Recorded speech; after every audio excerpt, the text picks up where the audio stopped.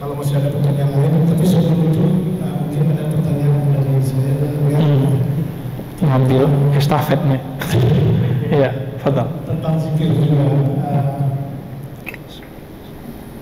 Bagi kita awam, mungkin kita mengambil zikir-zikir itu yang ada di Quran dan ada di hadis yang pasti. Namun zikir-zikir yang dari para ulama yang punya sanad itu dari ijazah. Kita kan tak begitu tahu dengan kondisi zaman sekarang siapa yang bisa mengajar. Yang pertanyaan saya, apakah kita termasuk bersanad? Andaikan kita dengar hanya dari online, dari TV atau dari ceramah umum di apa namanya, dari forum umum yang kita tidak kenal, kita tidak langsung berjumpa dengan guru. Apakah itu termasuk juga bersanad? Iya, bersanad tapi online. Sanad online, sanad juga Pak. Anak kita sekolah online, sekolah offline, beda nggak hasilnya? Beda efeknya? Kalau sekolah online itu tengkar emak-emaknya dahsyat sekali. Ayo deh, adanya masih itu semua emak-emak mengalami hal itu. Ya, dia kira anaknya kok bodoh, padahal semua anak begitu. Di dalam diri kita, kalau kita ngaji online, Bapak akan berurusan dengan itu, Pak. Ini benar gak ya? Benar gak ya? Begitu. Itu berkelahinya dalam diri. Tapi kalau ketemu guru yang mumpuni, hilang semua itu. Karena dalil itu ada pada diri guru. Dalil yang hidup namanya guru yang bersanad. Dalil yang tertulis kitab. Ya. Jadi sebenarnya kalau ada guru kita bersanad, itu lebih afdol daripada lembaran-lembaran kertas. Kertas ini kan mati, Pak. Kertas-kertas zikir itu. Ada nyawa nggak kertas itu? Nggak ada. Yang ada nyawa si kolbu ulama ini. Karena dia punya nyawa, punya spirit, dia bisa mewariskan spiritnya kepada kita. Kalau buku kan nggak bisa. Masa kirim Fatihahnya ke kertas kan? Tidak kirtos, nggak bisa. Online, bagaimana online? Ya, karena zaman ini ilmu mudah, maka orang sekarang bisa ngambil ilmu apa aja dengan mudah. Tapi saya ingatkan, kalau belum kenal gurunya, belum dapat izin darinya,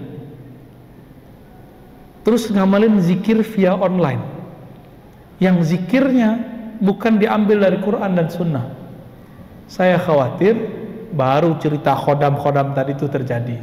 Dan ini sudah banyak di YouTube tuh, zikir kulhu geni, ijazah ya mahar sekian, zikir ini, zikir aneh-aneh zikirnya ya. Akhirnya apa yang terjadi? Nggak satu dua yang udah mulai begini ya, karena nggak ada yang guidance. Orang di guidance aja belum tuh lulus, gimana yang sendiri. Jadi umur Bapak berapa Pak? Maaf nih. 6. Udah wajib Pak.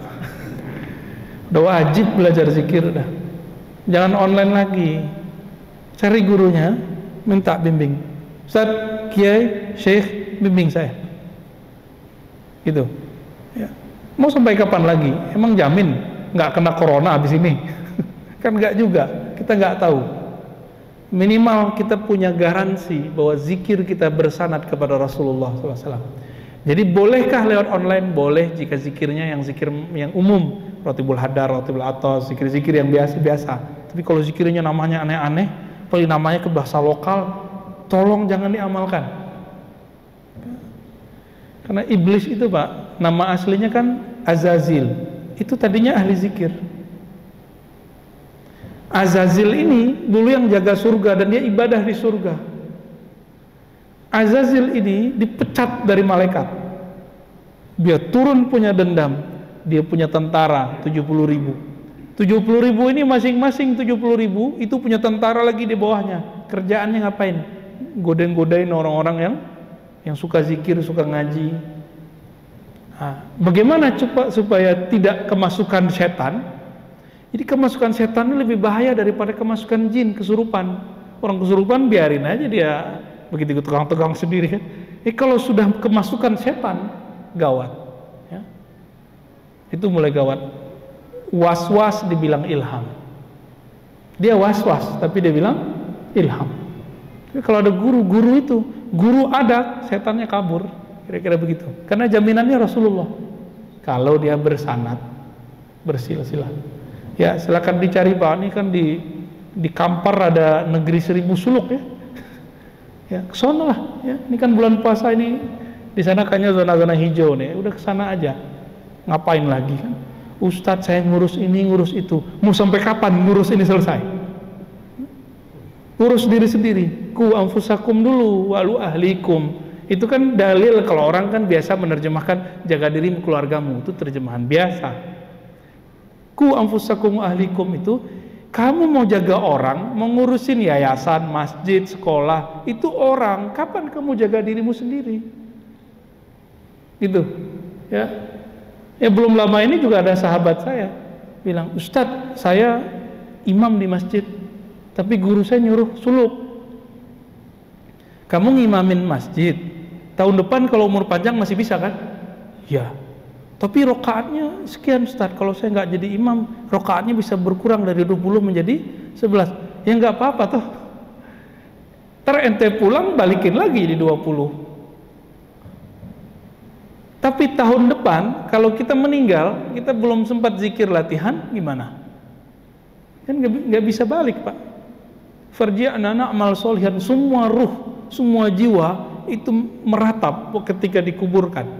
Ya Rabb, tolong kembalikan kami ke alam hidup, kepada kehidupan. Tapi Allah kembalikan nggak? Jadi arwah itu ketika dia mati itu gombal-gombal. Ya suka ngasih janji-janji. Ya Allah kalau saya hidup saya ibadah lagi. Padahal dulu dia ngomong gitu juga. Kalaupun dikembalikan nggak akan balik. Paling main handphone ya. Jadi kalau ada orang mati ini dihidupkan lagi, dia udah ketemu dan doa tadi, dia pasti lupa Pak. Ini aja kita lupa ketemu Allah kan? Pada lupa. Jadi silakan amalkan yang umum-umum Pak, yang dari Quran Sunnah, tapi untuk masuk ke kolbu itu mesti dari kolbu.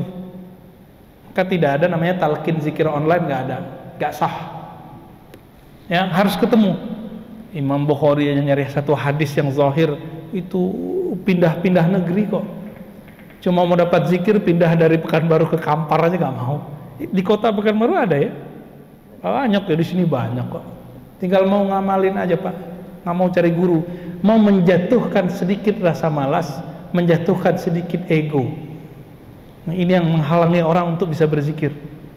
Ya, ada salah satu sahabat saya mikir, saya ini kan dokter, siapa yang bisa menalkin saya zikir? Gitu Pak, ada yang ngomong gitu Pak.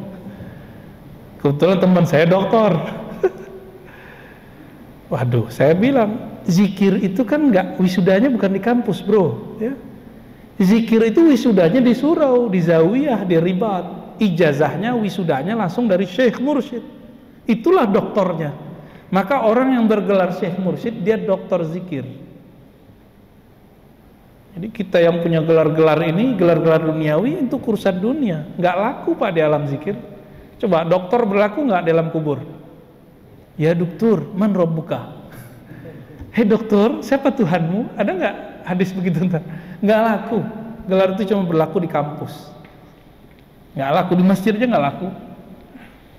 Dokter nggak laku kan? Ada dokter nggak lancar baca kulhu nggak bisa jadi imam Pak. Udah Pak ya?